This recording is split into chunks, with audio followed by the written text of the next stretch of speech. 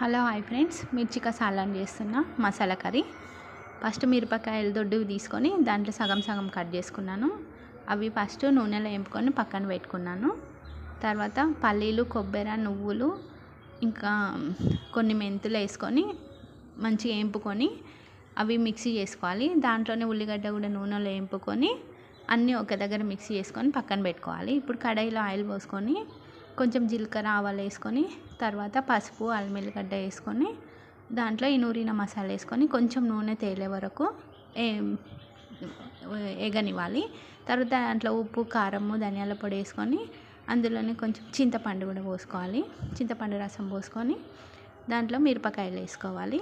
వేసుకొని దాంట్లో కొత్తిమీర, పుదీనా కూడా వేసుకోవాలి. కొంచెం గరం మసాలా వేసుకొని అది మొత్తం మగ్గిన తర్వాత మనకి ఎంత కావాలో అంత ఉంచుకొని దించేసుకోవాలి. సబ్స్క్రైబ్, లైక్ చేయండి ఫ్రెండ్స్.